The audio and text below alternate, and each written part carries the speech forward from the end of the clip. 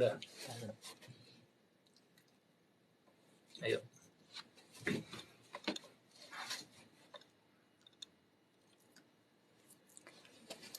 Ayo. Bismillahirrahmanirrahim. Assalamualaikum warahmatullahi wabarakatuh.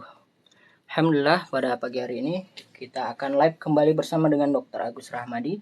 Nah, kali ini kita akan adakan sesuatu yang beda ya dari live biasanya ya. Ini kita lebih realistis, ya, lebih nyata dan langsung kepada objek yang akan kita bahas, yaitu mengenali buah dan tanaman herbal untuk pengobatan hipertensi ya.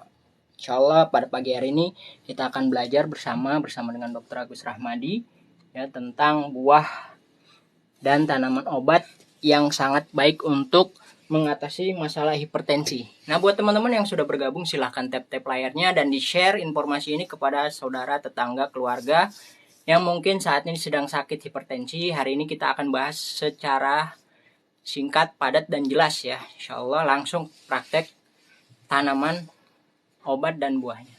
Nah, tanpa memperpanjang kalam, kita langsung saja untuk dokter memberikan penjelasan pada pagi hari ini. Baik, bismillahirrahmanirrahim. Assalamualaikum warahmatullahi wabarakatuh. Alhamdulillah rabbil alamin. Allahumma shalli ala Muhammad wa ala ali Muhammad, amma ba'd.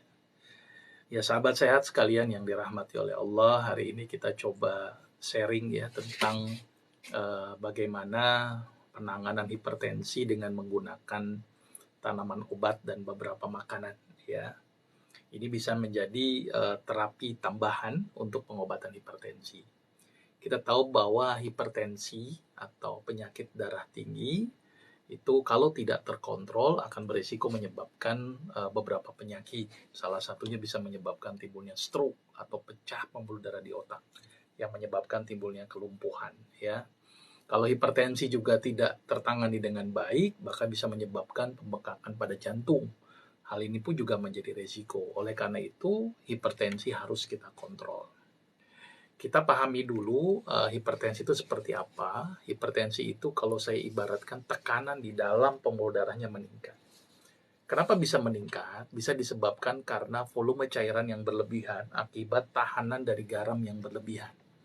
Kemudian bisa juga karena penyempitan pembuluh darah karena rangsangan epinefrin atau zat yang bikin ciut pada pembuluh darah. Jadi banyak aspek fisiologi yang berhubungan dengan masalah patofisiologi yang berhubungan dengan masalah hipertensi. Maka itu konsep penanganan hipertensi harus mengikuti patofisiologinya. Yang pertama yang paling penting adalah bagaimana melebarkan pembuluh darah supaya tensi tidak terjadi peningkatan. Dengan cara apa? Memperbanyak beta endorfin. Apa sumber beta endorfin yang paling baik? Adalah sering senyum, sholat tahajud, ikhlas, syukur, dan sabar. Maka akan mengaktifasi endorfin di dalam tubuh. Selain itu juga, selain endorfin, perlu diberikan beberapa makanan yang bersifat diuretik supaya mengurangi volume daripada cairan yang berlebihan yang menyebabkan timbulnya hipertensi. Nah, ternyata ada beberapa tanaman obat atau makanan yang memiliki efek diuretik. Nah, kalau kita ngelihat di sini sahabat sehat semuanya, ini adalah contoh beberapa makanan dan buah ya dan herbal yang memiliki efek diuretik, yaitu pertama daun salam. Daun salam ini memiliki efek diuretik. Ya, mampu menurunkan tensi. Makanya kadang-kadang ada sebagian orang yang minum daun salam agak tensinya drop. Ya, ini perlu dipertimbangkan. Tapi saya ingatkan lagi bahwa daun salam juga bisa menyebabkan penurunan gula darah. Jadi harus waspada ya, perlu dikontrol gula darahnya. Walaupun tidak sekuat obat kimia sintetik, tapi memiliki efek hipoglikemik. Ya, terus kemudian, ini seledri ini. Seledri ini memiliki efek diuretik juga nih. Bahkan ini cukup kuat. Ya, seledri ini ya. Seledri ini sering kita pakai untuk lalapannya. Nah, ternyata seledri itu juga memiliki efek diuretik. Nah, ini beberapa tanaman obat atau makanan yang memiliki efek diuretik. Itu baru satu sisi. Sisi yang lain adalah pada penderita hipertensi sebaiknya tidak mengkonsumsi garam berlebihan. Karena kalau terjadi konsumsi garam berlebihan akan menyebabkan stagnasi cairan. Dan itu menyebabkan volume cairan di dalam darah meningkat dan akhirnya menyebabkan timbulnya hipertensi. Maka itu batasi garam. Pilihlah garam-garam yang mengandung kadar natrium yang rendah, gitu ya. Nah, selain itu juga kita tahu bahwa natrium itu erat kaitannya dengan kalium. Maka itu diet konsumsi tinggi kalium itu sangat membantu dalam menurunkan tensi. Salah satu makanan yang paling tinggi kalium adalah ini, pisang, ya, kemudian alpukat, dan satu lagi adalah kurma. Ya, ini contoh makanan-makanan yang tinggi kalium dan ini sangat bagus untuk membantu mengontrol hipertensi. Jadi konsumsi kurma, konsumsi pisang, dan konsumsi alpukat. Nah, ternyata makanan ini bisa kita ramu ini dengan satu ramuan ya. Misalnya daun salamnya direbus gitu kan. Nanti hasil rebusannya dicampurkan dengan seledri yang di blender misalnya. Jadi blender campurin daun salam rebus gitu ya. Terus kemudian ini di blender juga alpukat sama pisangnya. Ini udah manis ini sebenarnya. Nah, ditambah lagi dengan kurma, tambah manis. Kalau kurang manis bisa ditambahkan madu. Ya, ini makanan yang sederhana tetapi ternyata mampu mengontrol hipertensi. Saya kalau bikin beberapa gram-gramannya ya kira-kira kalau alpukat 100 gram, kurma kira-kira 3 sampai 5 buah, pisang tuh bisa 1, bisa setengah tergantung ukuran besarnya gitu ya. Daun salam kita coba dengan 5 lembar dulu, kita lihat responnya. Kalau tidak berespon bisa dinaikin dosis. Terus kalau seledri bisa dicoba dengan 20 gram misalnya ya. Itu untuk membantu menurunkan tensi. Ya, jadi ini yang bisa kita lakukan untuk membantu menurunkan. Tapi sekali lagi, garam ini cukup penting. Tidak stres, batasi garam, dan salah satu yang paling cukup menarik adalah bagaimana mengeluarkan garam. Salah satunya dengan berkeringat. Berkeringat itu juga membantu pengeluaran garam. Selain intake-nya dibatasi, garamnya dikeluarkan. Sambil makanan yang tadi tinggi kalium, kemudian makanan yang bersifat diuretik. Nah, ini realnya, ya, jadi sahabat sehat bisa mencoba menggunakan ini untuk membantu pengobatan hipertensi. Tapi tetap harus dikontrol, berespon atau tidak. Karena kalau tidak berespon, maka perlu ada tambahan obat yang lainnya. Mungkin itu sedikit gambaran tentang bagaimana penggunaan menu-menu sehari-hari ini. Ini mungkin sahabat sehat bisa melihat di sini ya. Dan ini ternyata memang terbukti mampu membantu mengontrol tensi atau hipertensi. Kira-kira begitu. Mudah-mudahan bermanfaat. Baik. Dok, kalau untuk misalnya meramu itu semua dibuat seperti apa? Kalau misalnya mau dibuat jus itu bagaimana? Ya, tadi saya sudah contohkan, ya campurin aja ini antara alpukat sama pisang, ya. Kalau alpukat ya kira-kira 100 graman lah kira-kira. Pisang kira-kira 1 atau setengah buah tergantung ukurannya. Kurma tergantung selera, bisa 3, bisa 5, bisa 7 gitu ya. Kalau madu tergantung juga selera untuk pemanis tambahannya. Sedangkan daun salam ini biasanya direbus, ya direbus daun salamnya, hasil rebusannya dicampurkan dengan seledri. Seledri bisa di blender. Nih kayak gini nih contohnya. Daun salam direbus tapi campur dengan seledri. Gitu ya, dan ini semuanya dimix jadi satu, ini sebagai cairannya untuk blenderan ini, maka jadilah minuman. Maka itu saya di kafe klinik itu ada minuman yang untuk hipertensi. Nah, salah satu komposisinya adalah ini. Gitu ya. Jadi bagi yang mau mencoba di klinik saya silakan. Jus untuk hipertensi. Sebenarnya bukan jus ya, smoothie ya. Karena memang bentuknya agak pekat gitu ya, nggak encer kayak jus gitu. Begitu kira-kira. Berarti ada frozennya dok atau gimana? Ada frozennya ya. Jadi kalau misalnya aduh dok ribet bikin ya udah ada frozennya. Ini kita ada frozen yang mungkin bisa digunakan untuk membantu sahabat sehat untuk memudahkan dalam mengkonsumsi ini. Kadang-kadang memang agak ribet sih memang. Tapi kalau mau bikin ya ini tadi komposisinya. Begitu kira-kira. Dok, daun salamnya bagus yang mentah atau yang kering atau yang basah? Yang segar saja. Ini yang segar kayak gini nih bagus. Ya, ini yang segar. Ya, tapi kalau memang tidak ada yang kering juga tidak masalah. Terus gitu bedanya ya. Kolesterol dengan hipertensi, dok? Ya jelas. Kalau kolesterol kan lemak ya. Kalau hipertensi kan tekanan darah ya. Kalau kolesterol ya bagaimana mengontrol kadar kolesterol supaya turun. Nanti mungkin ada kajian yang berbeda nanti ya, bagaimana tips menggunakan makanan atau buah-buahan yang mampu menurunkan kadar kolesterol. Nanti mungkin episode selanjutnya ya kita bahas lebih detail. Ini sementara kita beberapa waktu untuk fokus ke penanganan hipertensi ya dok? Ya. Dok, pisangnya boleh pisang apa aja dok? Ya, pisang apa saja sebenarnya, tapi kalau saya menyarankan sih sebenarnya pisang raja. Dalam beberapa kajian gizi gitu ya, ternyata pisang raja cukup tinggi kandungan kaliumnya. Ya, tapi apa saja juga nggak masalah. Ya, asal tidak punya sakit mah saja, hati-hati dengan pisang Ambon, kadang-kadang nggak nyaman tuh untuk sakit lambung. Baik, dok, kalau misalnya yang ada hipertensi plus DM, bagaimana dok? Nah, kalau hipertensi sama DM, biasanya saya tidak menggunakan ini, tidak menggunakan pisang, tidak menggunakan kurma, dan tidak menggunakan madu. Saya pakai alpukat ini, ya, tambahin seledri, tambahin dengan daun salam. Nanti daun salam disesuaikan dengan kadar gulanya berapa. Ya, kalau misalnya tinggi bisa dinaikin menjadi 10 lembar, sama dilihat tensinya juga berapa. Nah, nanti pemanisnya saya pakai stevia biasanya. Jadi nanti untuk diabetes kita akan bahas juga ya dok? Ya, baik. Insya Allah ya. Nah, buat teman-teman yang mungkin ya pengen nyoba, bisa ada di Cafe Klinik ya, di Pondok Aren. Iya, masih di Pondok Aren. Belum tersebar kemanapun. Cafe Kliniknya ada di Pondok Aren, Kak. Ketik aja di Google Map. Untuk rebusan daun salamnya bagaimana dok? Ya tadi direbus daun salam dimulai dengan 5 lembar dulu. Ya tergantung ya nanti tensinya berapa, kadar gulanya berapa. Tapi yang terendah coba aja 5 lembar, 3 gelas menjadi 1 gelas. Ya, dicoba itu terus kemudian airnya itu dipakai untuk blenderan ini. Tapi ditambah dengan seledri. Seledrinya bisa untuk lalapan atau dicampur dengan blender sekalian. Gitu. Mudah-mudahan bisa dipahamin ya. Kalau hipertensi dengan kolesterol dok? Nah, tadi kalau hipertensi dan kolesterol biasanya saya akan menggunakan tambahan-tambahan beberapa tanaman obat yang bisa menurunkan kolesterol. Salah satunya nanti dengan menggunakan kunyit gitu ya.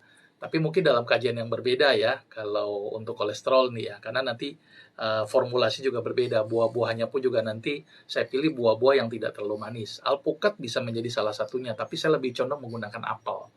Ya, karena dia mengandung pektin yang menghambat penyerapan dari kolesterol dari makanan. Jadi masih banyak yang bertanya dok tentang ukuran untuk buat kali minum. Ya, ini kami sudah riset gitu ya, ini riset tapi ini disesuaikan sekali lagi ya tergantung ukurannya ya. Untuk seledri biasanya saya pakai 20 gram. Daun salam saya pakai 5 lembar, ukurannya ya seperti ini, nggak terlalu besar, nggak terlalu kecil. Air 750 gitu kan, kemudian direbus tuh menjadi sepertiganya jadi 250 cc.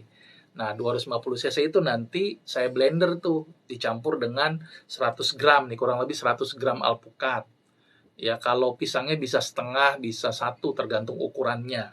Kurmanya tadi selera, bisa 3, bisa 5, bisa 7. Madunya bisa 2 atau 3 sendok makan tergantung selera. Nanti kurang lebih itu jadi 1 gelas ukuran besar kurang lebih sekitar 350 cc-an lah, kira-kira seperti itulah.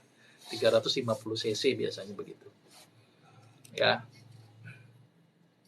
Dok, kalau hipertensi tidak ditangani dengan benar, dampaknya akan merambat kemana saja? Nah tadi, tensi itu kan tekanannya meningkat. Yang paling ditakutkan salah satunya adalah penyakit stroke. Pecah itu pembuluh darah stroke, jadi timbul kelumpuhan. Ya. Terus kemudian ke ginjal. Ginjal bisa menyebabkan penyakit gagal ginjal kalau misalnya tensi tidak terkontrol. Jantung jadi bengkak tuh. Karena beban jantung yang berlebihan akibat tensi yang tidak terkontrol. Maka itu pentingnya mengontrol tensi. Ya, harus dikontrol. Nah, cara-cara sederhana ini patut dicoba. Kecuali memang tidak berespon, maka kita bisa menggunakan obat-obat medis sebagai supportingnya. Tapi kalau bisa dikontrol dengan ini, dicoba dengan ini. Kalau tidak bisa terkontrol, maka dicoba dengan kombinasi dengan obat-obat medis. Baik. Kalau misalnya dari hipertensi bisa mengakibatkan jantung juga ya dok? Bisa tadi, pembengkakan jantung. Ya, jadi jantungnya jadi bengkak dan jadi berat itu. Maka itu kenapa tensi itu wajib harus kita kontrol. Pakai ramuan yang ada di depan itu bisa? Ya tadi, ramuan ini mengontrol tensi. Harapannya kalau tensi terkontrol, harapannya jantung jadi bebannya berkurang. Nah, bebannya berkurang jantung mudah-mudahan bisa mengurangi pembengkakan pada jantung. Ya, karena kan jantung itu kan otot lurik ya, yang bisa membesar dan juga bisa mengecil. Maka itu beban jantung tuh jangan diperberat gitu ya. Salah satunya dengan bagaimana mengontrol tensi. Kalau hipertensi apa bisa menyebabkan pengentalan darah juga? Nggak, secara hubungan langsung tidak ada. Ya, tensi adalah tekanan saja. Kalau kekentalan darah dipengaruhi oleh faktor pembekuan darah. Ya, begitu. Tapi biasanya umumnya kadang-kadang orang yang sakit jantung, terus tensi, kadang-kadang juga disertai dengan kekentalan darah. Biasanya suka begitu. Tapi hubungan langsungnya tidak ada. Tensi menyebabkan tekanan kekentalan darah enggak. Kemudian selain herbal dok, hipertensi terapi apa yang terbaik dari sisi amaliah lah mungkin? Kalau buat saya yang paling penting untuk tensi itu adalah bagaimana konsep kita itu biar tidak stres. Intinya itu satu. Maka itu lakukan aspek-aspek ibadah. Terus kemudian ada satu tindakan ya yang ternyata mampu menurunkan tensi. Salah satu dengan berbekam. Bekam itu ternyata mampu mengurangi resistensi perifer, ya. Selain itu juga mampu mengaktifasi nitrit oxide dan merangsang beta endorfin. Maka itu bekam itu sangat bagus juga untuk mengontrol tensi. Ya, sambil tadi upaya-upaya jus kita lakukan. Hipertensi dengan puasa bagaimana? Hipertensi dengan puasa bisa membantu tuh. Karena orang berpuasa, konsentrasi cairannya berkurang, harapannya tekanan tensi juga menjadi berkurang. Jadi saya juga berpikir juga bagus untuk orang-orang yang hipertensi. Tapi kalau efek yang dirasakan langsung itu bisa dengan berbekam. Kalau dengan terapi tahajud, apakah berpengaruh? Ya, tadi ibadah saya bilang ya, bahwa tahajud itu sangat penting, baca Quran sangat penting, bersyukur sangat penting, ikhlas sangat penting. Karena tahajud itu mampu mereduksi kadar kortisol. Kortisol turun, maka epinefrin turun. Epinefrin turun, maka pembuluh darah tidak menjadi ciut, bahkan bisa melebar. Jadi tahajud membantu, baca Quran membantu, bekam membantu, ikhlas membantu. Jadi kalau itu harus dikombinasi secara menyeluruh ya? Iya, karena pengobatan hipertensi tidak hanya ANSI dengan menggunakan makanan atau rebusan, tapi bagaimana juga mengubah pola pikir kita, pola hidup kita, gitu ya. Biasanya pasien-pasien itu saya suruh jangan ngomel-ngomel, jangan suuzon, jangan iri dengki, jangan buruk sangka, suruh ikhlas, suruh sabar. Nah, itu yang paling penting tuh, supaya tadi tidak menyebabkan penyempitan pada pembuluh darah. Mungkin sepertinya untuk hipertensi sudah jelas ya dok. Mungkin 10 menit terakhir kita ke pertanyaan yang lain ya dok. Ya, baik, silakan. Banyak banget yang bertanya. Baik. Nah, dok, minum peresan jeruk nipis atau lemon hangat tiap hari baik nggak dok? Bagus, silakan diteruskan. Silakan diteruskan. Itu yang nanti saya akan berikan kajian juga pada penanganan kolesterol.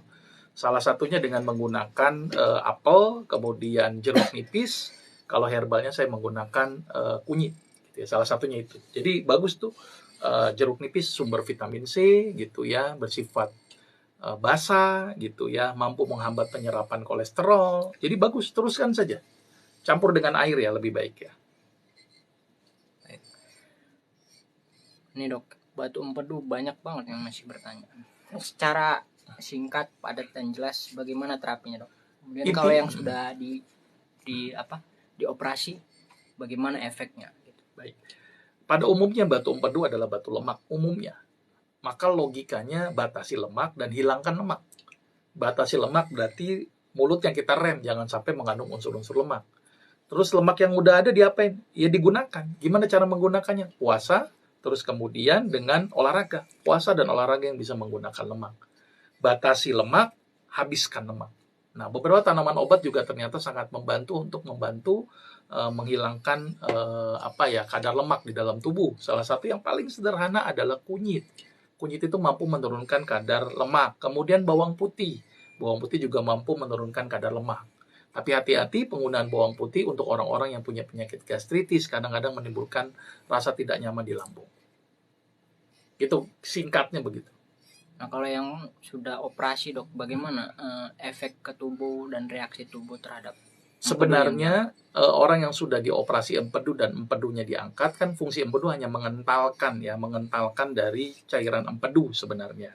Secara makna kadang-kadang tidak bermakna, tetapi kadang-kadang ada sebagian orang kadang-kadang ini proses pemecahan lemaknya jadi nggak sempurna gitu ya. Kadang-kadang sebagian orang mempunyai gangguan dalam hal penyerapan lemak. Nah, kita tahu bahwa lemak ini berperan penting dalam semua proses tubuh. Ya, ini baru dicurigai saja. Tapi secara medis klinis sebenarnya tidak memberikan efek secara bermakna, tetapi secara kualitas dari penyerapan lemak yang harus dipertimbangkan. Gitu ya. Tapi empedu yang diangkat apakah bisa menyebabkan kematian? Enggak sih. Empedu tadi fungsinya hanya untuk mengentalkan saja secara teoritis, maka itu kenapa diangkat pun harusnya aman. Karena fungsi empedu itu hanya mengentalkan cairan empedu. Artinya kualitas cairan empedunya jadi nggak kental gitu aja. Karena kualitas cairan empedu nggak kental, berarti kan kualitas lemak yang nanti diserap oleh tubuh pun juga jadi tidak optimal. Hanya itu saja, sebatas itu. Jadi sebaiknya kalau memang tidak perlu diangkat ya jangan diangkat ya. Kita coba dengan cara-cara yang sederhana dulu ya. Pengalaman saya dengan beberapa pasien kok memberikan respon luar biasa ya untuk kasus-kasus batu empedu. Nah, salah satu dengan tadi puasa, kemudian olahraga gitu ya, sama makanan-makanan lemak dibatasi.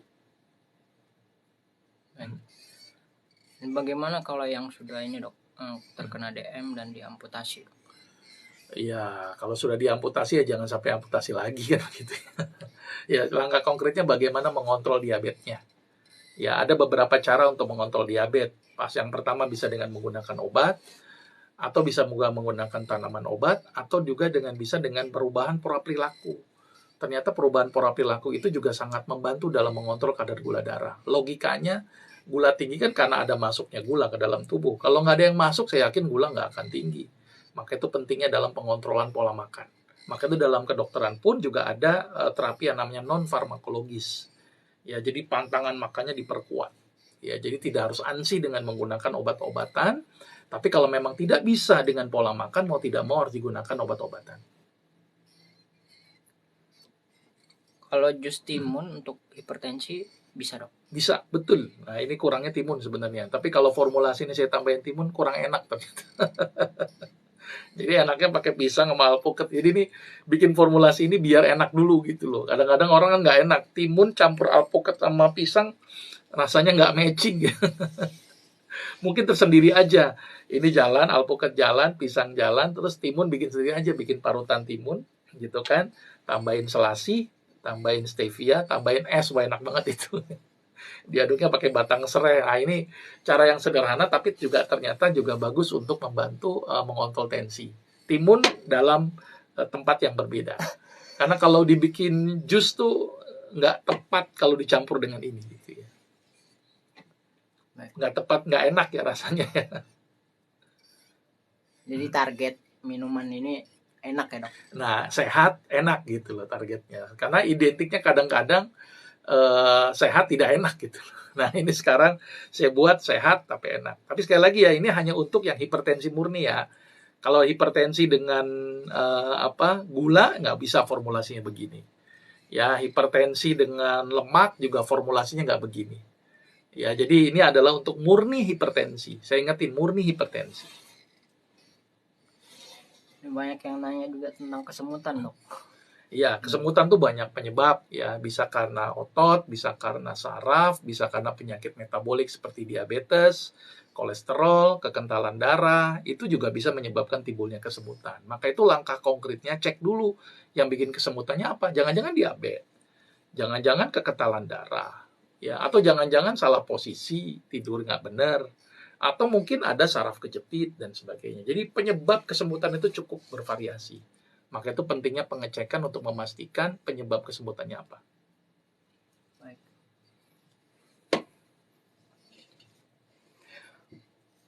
Oke, mungkin terakhir dok, sebagai penutup. Ya buat teman-teman yang pengen hidup sehat dunia dan akhiratnya.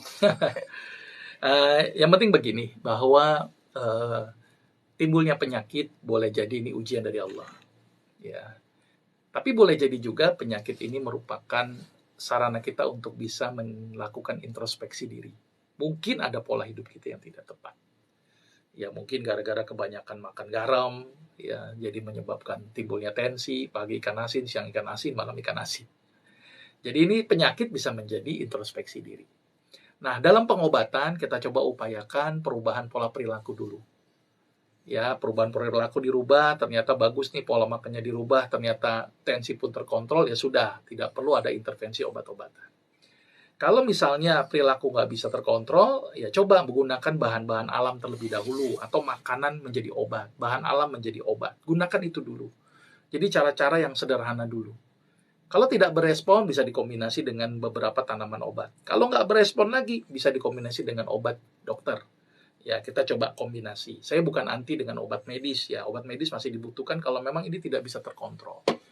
Jadi jaga pola hidup kita, jaga makanan kita, gunakan hal-hal yang sederhana dulu dalam pengobatan. Kalau tidak berespon, kita kombinasi antara medis dengan pola makan dan pola hidup.